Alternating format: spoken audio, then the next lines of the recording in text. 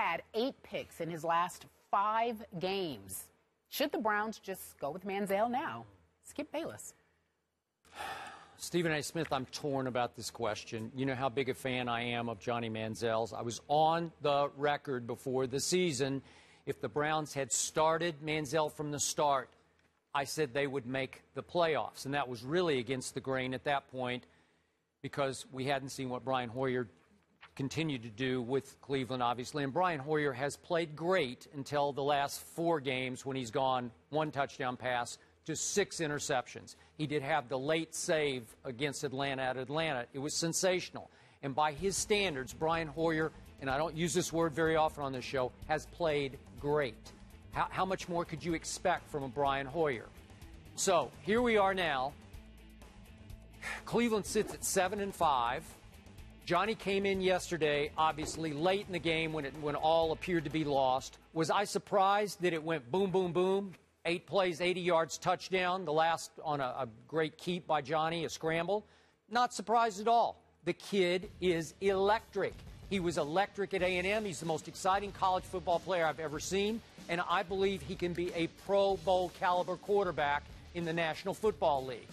But now I'm starting to doubt myself about, I'd love to see him play, but how fair is it to Johnny Manziel, who has started 0 games in the National Football League, to suddenly be thrown into a quasi-playoff chase with the Browns at 7-5, and what are they, a game and a half back, 2 back in the loss column, and all of a sudden you've got 2 playoff teams coming to town. You have Indy and Cincinnati back-to-back at home. Then you go to Carolina. Maybe you can win that game. Then you wind up in Baltimore. I'm not sure you can win that game, even though Baltimore obviously lost at home to a valiant effort from Philip Rivers, which we'll talk about later in the show. But how fair is it to Johnny Manziel to throw him into that fire with no starts? I don't know. Do I think he'd do pretty well? I do. Do I think he'd be great? I don't, because it's just too much to ask a kid quarterback with no experience. So I'm torn about it. I want to see him play. I think he will make electric plays. But the truth is, if I'm sitting in the Browns seats, the GM seat, the coach's seat, even the owner's seat, I would probably go back to Brian Hoyer just to finish it out. And I want to see Johnny start with a clean slate, either in Cleveland or elsewhere next year. Skip Bayless' first take is no room for sentimentality, particularly on an issue like this. I could not disagree with you more. I think it makes no sense, the position that you're taking, simply because you have often called it the no-fun league. You also talked about it being business. You also talked about it being Peyton Manning, and it's a win-now league, or whatever the case may be. These are grown men.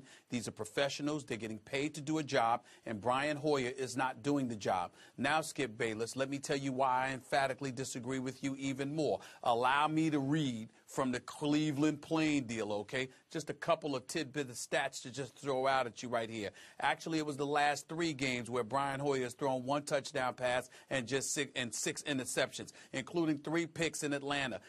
Kerry pointed out at the beginning, he's thrown like 8 interceptions in the last 5 games. How about 5 interceptions in the last 2 games? Let's not stop there, Skip Bayless. The past 2 weeks alone, when we're talking about red zone activity, this man, Brian Hoyer, has been 1 for 9 in the red zone, including 1 for 6 against Atlanta last week, 0-3 against Buffalo yesterday. He now has 11 touchdowns, just 10 interceptions, and his quarterback rating has tumbled to 79.9. In the past 3 games, the rating has been 61.2, 52.3, and 51.0. This is anemic stuff that we are talking about here as it pertains to Brian Hoyer. I understand he won the job in training camp. I understand for the most part he's done a good job. I understand that fact against the Atlanta Falcons, he won that game with that late drive, driving them downfield to put them in position to win via a field goal. But at the same time, he has been incredibly and conspicuously unproductive. And that's the reality of this situation. You are in 2nd place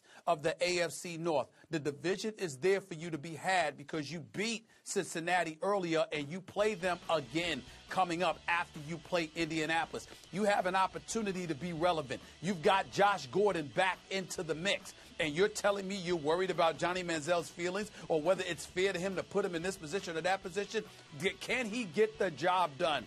That is the only question. This is not about sentimentality. This ain't Dr. Phil or Dear Abby or anything else. This is the National Football League, and you've got to be able to get the job done.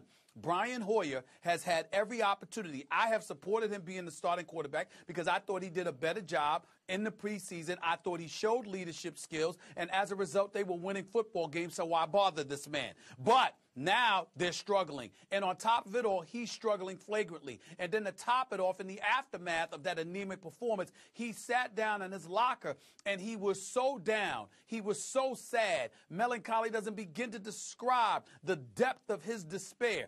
So much so that the coaches and the players looked over at him and were worried about his ability to pick himself up and rise to that occasion. Meanwhile, you put Johnny Manziel into the game and he gives you a spark. I didn't think all of his throws were great. I thought at least one of them could have been intercepted, the one to Dre. But in the end, he had some big-time completions. He moved them down the field. He ran in for a touchdown. He gave them an instant spark. What is there to talk about? Put the man in the game and see what he's got, because you're seeing what Hoyer is giving you, and maybe Hoyer needs to get his behind benched and remember what that feels like so he can just go out there and play instead of worrying all the time, showing it on his sleeve, and being unproductive.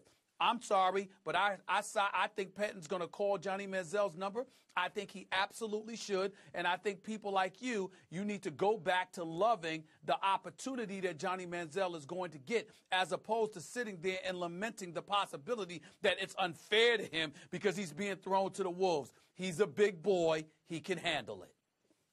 How sentimental was I early this year when I called the Cleveland Browns a bunch of fools for not starting Johnny Manziel from the start? But I didn't call you sentimental then. I called you sentimental now. Okay. I didn't How call fair you is it then. for the Browns to suddenly look around and say, hey, kid, save us now? We've dumped on you all year. We've criticized you all year. Now save us. Please save us. Will you please save us against the Indianapolis Colts and the Cincinnati Bengals? Are you kidding me? Stay with me. When did they criticize him? They've been on him all When did they year. criticize him for football? Well, not for everything. football. Well, they were criticized worried him about for his football behavior. in the preseason for sure. No, in the preseason. Well, they said they analyzed and dissected him. Yeah. This is a different day. Ridiculous. We're in week 13. You're trying to make the playoffs. You're trying to tell me that they shouldn't give themselves possibly the best chance to make the playoffs because they're worried about his feelings? And to be fair to him, what's wrong with you? Do you know what happens to rookie quarterbacks in this league, period? Do you watch what Bortles is going through? Do you watch what Bridgewater is going through? Do you look at their QBRs I don't see in these Bortles games? complaining. Oh, I'm sorry. Do you have a problem with Bridgewater and Bortles playing every week?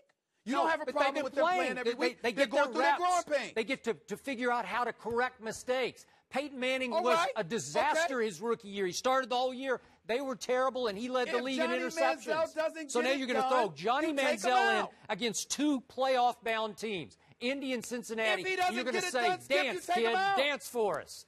Well, that's pretty tough duty, man.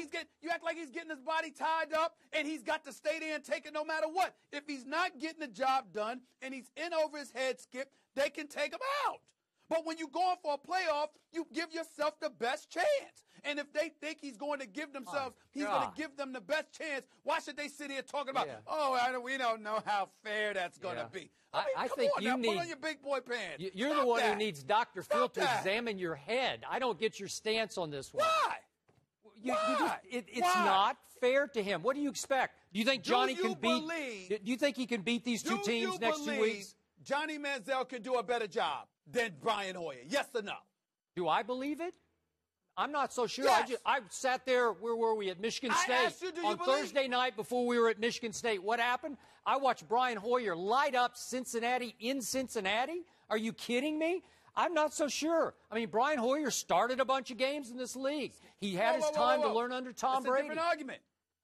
It's a different argument. What I'm saying to you, Skip, if you believe that Brian Hoyer would do a better job than Johnny Manziel, I have nothing to say. But if your argument is simply that it's not fair to Johnny Manziel when we're trying to make a playoff, stop that. Okay, you're always telling me fair is a place where they judge pigs. It does not exist. Boy, okay, it's about getting it done. That's an original line. I like it. You use it enough. But here's my point. What do you always say about Andrew Luck? Is he not the best young quarterback in the game? So you want Johnny Manziel's first start up against Andrew Luck? Really? I mean, God bless, kid. That's a lot to ask. Johnny Manziel, if he's inserted into the starting lineup, is a byproduct of Brian Hoyer's ineptitude, his inept performance. It's not because they're trying to be unfair to Johnny Manziel. He's the backup. When you got a quarterback that's stinking up the joint, starting for you, you go to the backup. In any place else, this is par for the course. Why should there be an exception for Johnny Manziel? Every time it's somebody that you like, that you got an affection for, all of a sudden the issue of fairness comes into play. These are big boy rules. He's the backup. The quarterback is stinking up the joint. Big boy Get him rules? out, put Johnny Manziel in, and if Johnny Manziel doesn't get the job done, then send him back to the bench. Okay, There's no problem with that. So it's okay with There's no problem with that. You're going to throw Johnny Manziel against two playoff teams to clean up Cleveland's mess. Is that okay with you? I'm going to throw Johnny Manziel into the mix to possibly save my season because my starting quarterback has nosedived. He is stinking up the joint, so I'm going to go to my backup. He just happens to be Johnny Manziel. He just happens to be Johnny Football. That's the only. Okay. Nothing else matters. If this were anybody else, you'd be saying, well, a guy's stinking up the joint. You got to do what you got to do. But because you like Johnny Manziel, it's not fair. Oh, please, stop it. What would have been fair would have been to start him from the start. And we wouldn't be having this conversation because they would be playoff bound right now if Manziel had started all 12 games. So because they didn't start Johnny Manziel in week 1, they shouldn't start him in week 13? That's what you're saying? Well, at some point, you got to protect a kid's psyche who's never played before. What's he played now? Once a series and a half? Skip Bayless are worried about Johnny Manziel's psyche?